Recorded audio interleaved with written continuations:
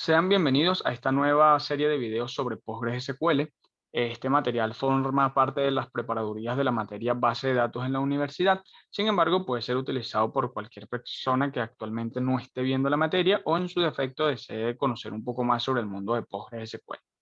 Este curso está preparado para dictarse junto con la materia de base de datos, por lo que, digamos, se va a ir subiendo contenido en un rango de tiempo de 8 a 12 semanas. Un video aproximadamente o una lección cada semana hasta completar la lista de reproducción o el temario completo. A diferencia de otros cursos de YouTube, donde directamente todo se enfoca en las consultas, esta serie de videos va preparada tomando en cuenta que la persona que va a asumir, digamos, el rol de realizar todo el curso no sabe nada o no está muy familiarizado conforme al temario de PostgreSQL. Entonces vamos a ir desde lo más básico, que viene siendo la instalación de los distintos gestores, del servidor, viendo un poco también temas teóricos, aunque de forma muy breve, y finalmente hasta llegar a lo que es la parte de las consultas de SQL, que digamos es el fuerte del tema.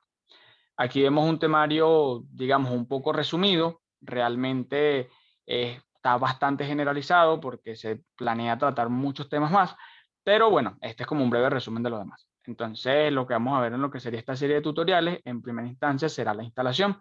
Nótense que yo separo lo que es la instalación del servidor del gestor de la base de datos y eso tiene un porqué.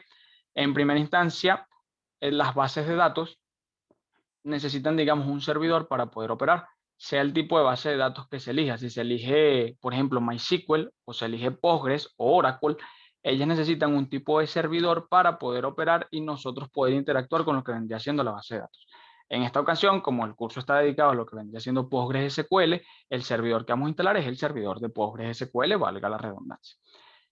Por su parte, el gestor de base de datos es el programa que utilizaremos para escribir las distintas consultas y que a su vez necesita del servidor de la base de datos para poder establecer la conexión e interactuar con dicha base de datos. Aquí, digamos, encontramos dos posibles ramas sobre cómo se va a seguir este tutorial. Por una parte tenemos el gestor de base de datos DataGrip y por otra parte tenemos el gestor de base de datos pgadmin. ¿Qué es lo que sucede? pgadmin es un gestor de base de datos gratuito que nos provee el propio PostgreSQL cuando hacemos la instalación del servidor, si así lo deseamos. Pero DataGrid, por su parte, es bastante interesante, tiene bastantes bondades. El único inconveniente es que es pago.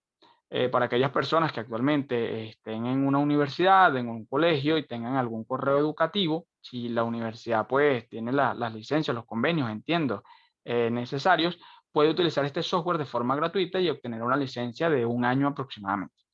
Entonces, bueno, tomando en cuenta que no todas las personas podrán instalarlo, vamos a dar tanto pgadmin como DataGrid. Realmente la diferencia entre ambos son bastante peculiares, pero ambos son gestor de base de datos. Básicamente lo que vamos a hacer es escribir consultas o queries allí y ejecutarlas, más nada.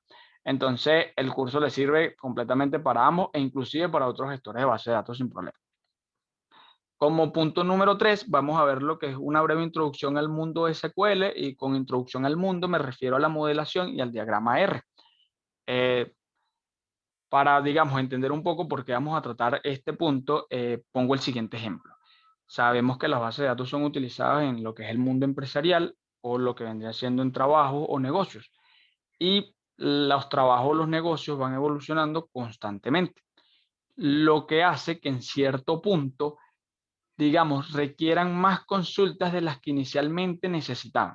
Tal vez cuando una persona abrió un determinado negocio le interesaba llevar un registro de ciertos puntos puntuales, tal vez que el cliente llegara, anotar lo que pagó, qué fue el producto que eligió y todo lo demás.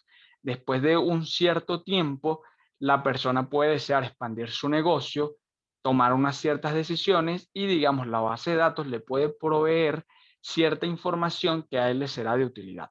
Por ejemplo, cuál fue el producto que más vendió en su tienda, durante qué mes lo vendió, qué fecha lo vendió, entre otros. Entonces, bueno, eso lo puede a él ayudar a atar cabos. Mira, tal vez en las épocas de verano, en los tiempos de otoño, se vende más este producto en vez del otro y eso permite a que él se base en toda esa data que ha recolectado y tomar decisiones. Ahora bien, un buen modelado, un buen diseño de la base de datos es la que va a permitir que la base de datos sea escalable. Hay muchas formas de guardar la información en la base de datos. pero hay pocas formas de guardarla de forma correcta y eficiente. Entonces, bueno, también estas lecciones vamos a tener una serie de videos, no van a ser muchos, con unos breves consejos, digamos, de cómo deberíamos modelar, cuáles son los sustentos teóricos y demás. Y finalmente veremos en esta parte teórica lo que vendría siendo el diagrama R, bastante por encima, donde, digamos, todo este diseño se puede representar. Esto es lo que, digamos, se presentaría en un trabajo un poco más formal sobre cómo vendría siendo, digamos, el diagrama como tal, y la persona entendería sin necesidad de ir a la base de datos a revisarla directamente, cómo está estructurada, cuáles son las relaciones que tiene y demás. Y por último, vamos a tratar todo el tema de lo que es la sintaxis SQL, que es lo que se encuentra, digamos, en la mayoría de cursos de YouTube.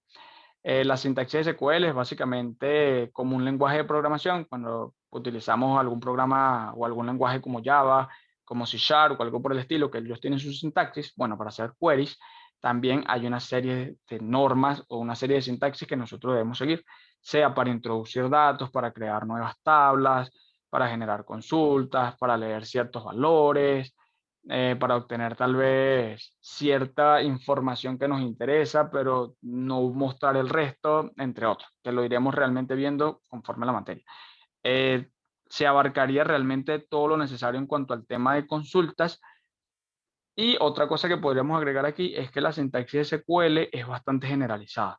Es decir, que hay bastantes similitudes en lo que vendría siendo base de datos MySQL, base de datos Postgres, base de datos SQL Server, en cuanto a cómo se escriben los queries.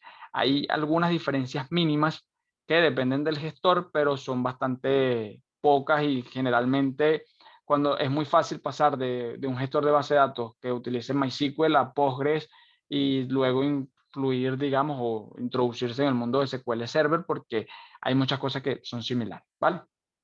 Entonces, bueno, eso sería básicamente lo que veremos en esta serie de videos y nos estaríamos encontrando nuevamente en el resto. Hasta pronto.